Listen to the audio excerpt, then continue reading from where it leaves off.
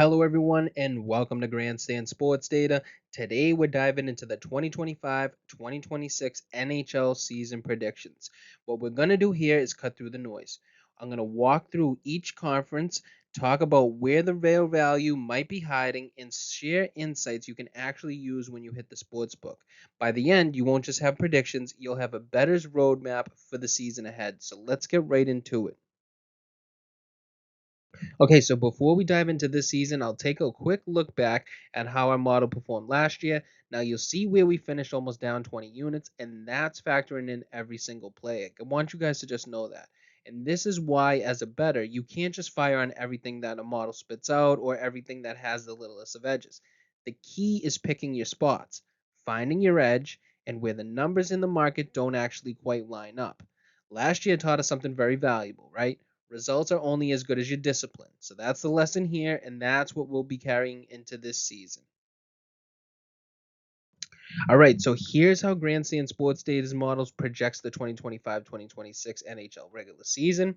The Grandstand Sports Data column or GSD column is going to be the projected point total, and the conference column is going to show where the teams rank within their conference. So teams, highlighted in green for those columns will mean that they made the playoffs, while the ones in red mean that they'll be missing out. So, a quick few callouts. You can always pause the video and take a look at where we have everyone, but I'll do a quick few callouts on some of the teams that you see here.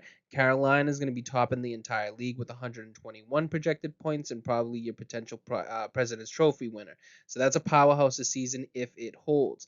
Out west, we have teams like Vegas. They're also right behind at 115. Edmonton and Colorado also look like cup contenders as well.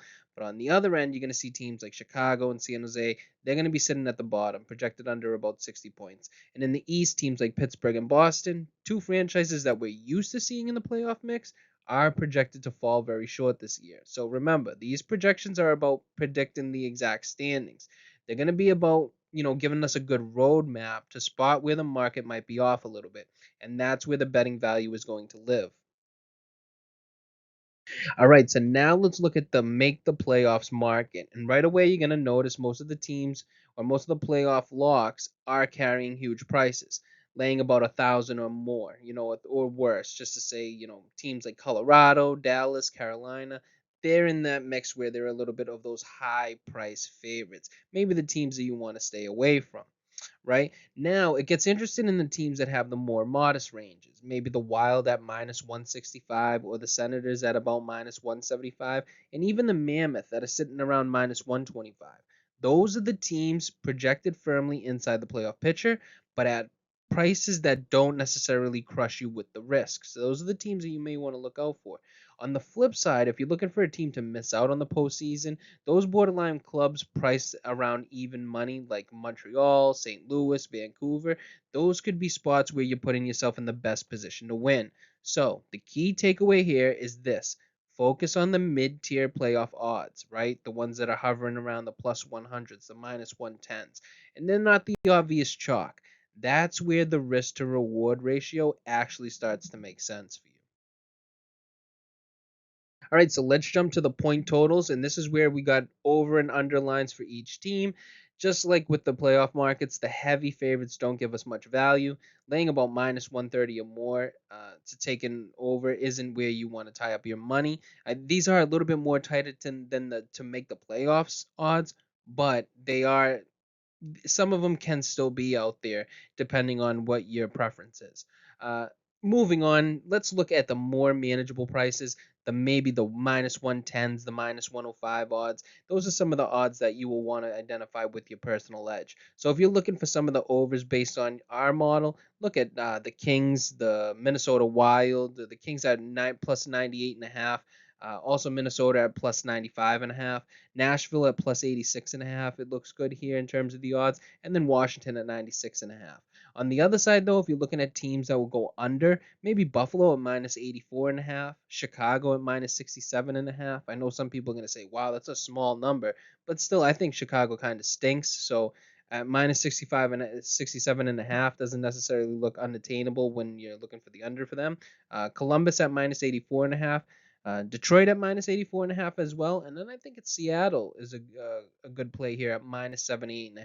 So again, the key here is price shopping. Don't just chase the obvious chalk, but focus on the line sitting in that minus 105 to minus 115 range, no matter if you're playing the over or the under.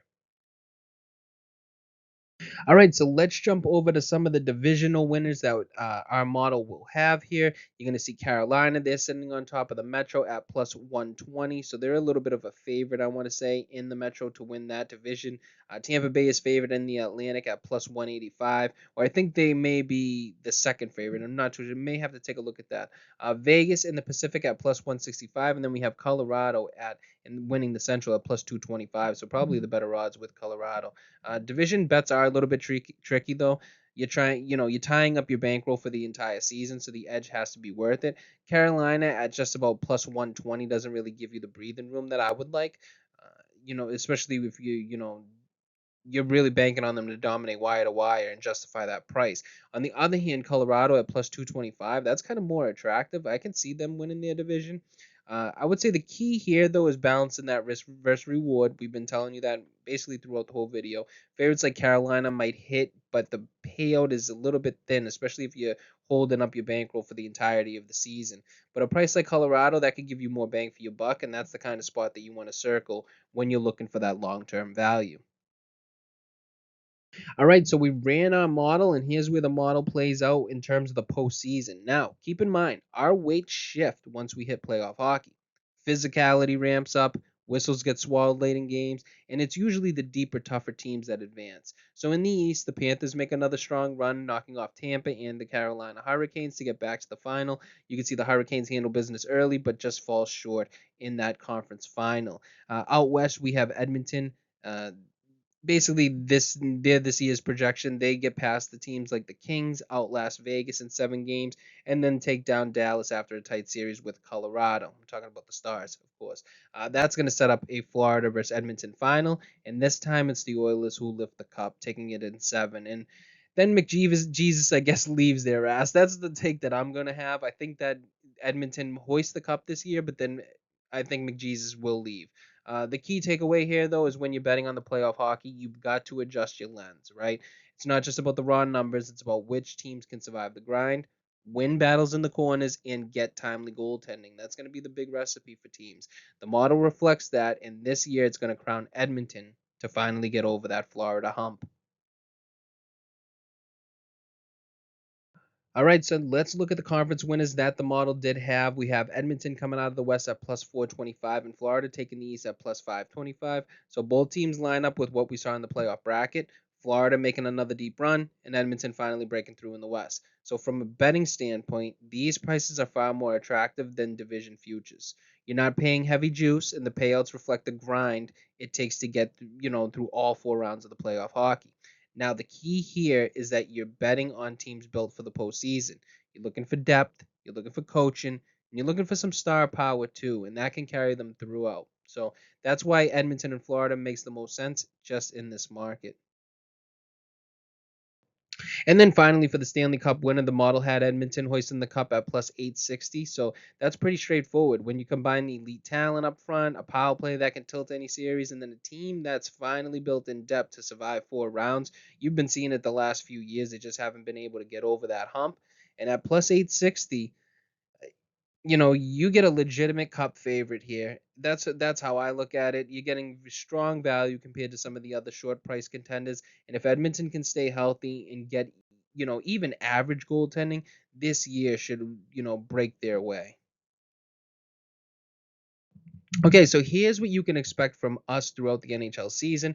We'll be rolling out monthly power ratings and betting analysis shows so you can see how numbers are shifting as the season unfolds. And then once the NFL wraps up, we're going to move into the weekly matchup breakdowns. Potentially, each of these will cover 4 main angles, though. It's going to have the model analysis like we always do. using technical and statistical data to project outcomes. And then we're going to look in the fundamental factors, right? Injuries, travel, motivation, coaching decisions, all those type of things. We'll go over the specific ones that we will be covering this season in the next slide. We're also going to dive deep into the trends and angles that give us, the situational edges, how we give you the graphs, and we give you the moving averages for the specific days or the specific games to go back on. And then finally, we're going to share the model's predictions for that week's slate. So, or, not necessarily the week slate, maybe a few of the games as the season goes on. So the goal is going to be simple, to give you the same type of framework a veteran bettor uses to handicap the NHL, those type of games day in and day out. And that's exactly what we're going to try to provide for you. All right, so these are going to be the fundamental factors that we're going to be tracking all season long. You're going to recognize a lot of these from last year. The back-to-backs, 3 games and 4 nights, rest differentials, and of course our model here at Grandstand Sports Data. But then starting in November 1st, because we want to get a good enough sample size to get rolling, we're going to be adding 3 new tools to sharpen the edge as well. We're going to have the Grandstand Sports Data player quality metric. We're going to have the Grandstand Sports Data Coaching Index, and then we're going to have a team efficiency metric as well. So these aren't just made up of ratings. These are going to be built directly from stats inside of our model. And every stat we use is one that has a strong correlation to win percentage. Uh, Grandstand Sports Data player quality is basically going to run the true skill rating for a roster. So we're going to measure talent, goaltending, strength, scoring efficiency, and defensive ability, all the numbers proven to connect directly to winning games.